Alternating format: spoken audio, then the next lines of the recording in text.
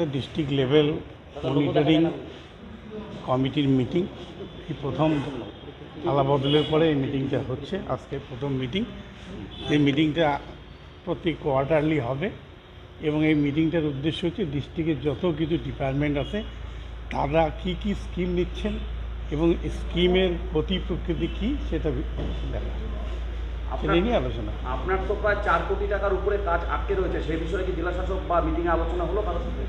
এই মিটিংয়ে সেটা আলোচনার বিষয় না, সেটা পার্সোনালি ডিএমের সঙ্গে আমার কথা হবে। আর কি আলোচনা হলো? আর কি আলোচনা চলছে, আমার তো অন্য কাজ সীতায় ফিরবেন কবে? আমি তো কুচবিহার জেলায় আছি। হ্যাঁ, সীতায় ফেরা এর আগে যখন আপনি এসেছিলেন সেই সময় সীতায় বিক্ষোভ হয়েছিল, তো এবার কি পরিকল্পনা রয়েছে সীতায় কবে? আমি পার্লামেন্ট সেশন শুরু হবে, পার্লামেন্ট সেশন শেষ করে তারপর বলছি দাদা, কলকাতা না, আমি দিল্লি যাব। বলছি দাদা, একটা সম্ভাবনা তৈরি হয়েছে যে এনসিপিআই যারা সাংসদ রয়েছেন তারা বিজেপিতে মার্চ করতে পারেন, সেরকম কি? সেটা তোমরাও দেখছো, আমিও দেখছি। আমরা আপাতত এনডিএর শরিক, সেটা মার্চ করবে কি করবে না সেটা সময়ে দেখতে পাবো।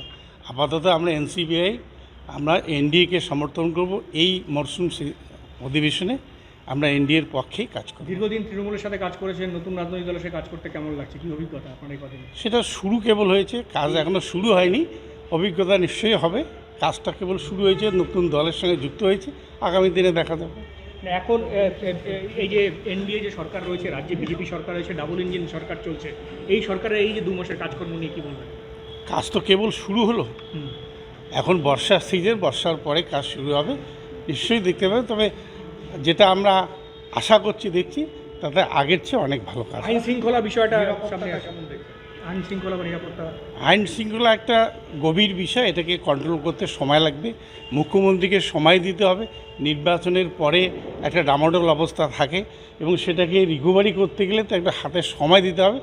এমন কোনো জাদুকাঠি নেই মুখ্যমন্ত্রীর হাতে যে তিনি সেই হয়ে একেবারে তাড়াতাড়ি সেটা ঠিক করে দেবেন, সেটা সময় দিতে হবে। অনেক বিজেপি কর্মী আপনাকে মানতে পারছে না কুচবিহারে, যে আপনি বিজেপির সাথে এনডিএ সরকারে যোগ দিয়েছেন। অনেক বিজেপি কর্মী বিভিন্ন সোশ্যাল মিডিয়ায় বিভিন্নভাবে খুব সেটা বলতে পারে, তাদের ব্যক্তিগত ব্যাপার, কে কী বললো সেটা।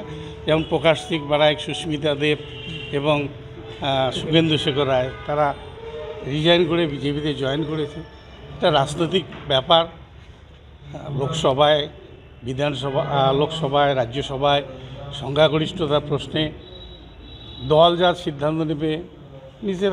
ভবিষ্যতে সরাসরি বিজেপিতে জয়েন করার কোনো পরিকল্পনা রয়েছে? আমি এখনও সিনিয়র বলতে পারছি না। এটা আমরা এই সেশনে যাচ্ছি। আগামী 19 তারিখ আমাদের নিজস্ব মিটিং আছে। 22 তারিখ আমরা আমাদের যে 20 জন সাংসদ আছে আমরা বসবো, বসে নিয়ে আমাদের সিদ্ধান্ত হবে। আজকে মঞ্চে বিজেপির বিধায়কদের সাথে কি কথা হয়েছে আপনার, যারা বিজেপির যারা ছিলেন, যে বিধায়ক এবার এমপি ছিলেন, বিধায়ক ছিলেন? হ্যাঁ, জয়ন্তদা ছিলেন, জয়ন্তদার সঙ্গে তো আমার পরিচয় আছে এবং দধিরামকে আমি আজকেই দেখলাম, এর আগে তো দেখিনি। দধিরামের সঙ্গে কথা হলো, ঠিক আছে। কি এইটা জানি না এখন, এইটা আমি জানি না। এটা নব্য তৃণমূল যারা তাদের, আমি তৃণমূল নই, আমি এনসিপিআই।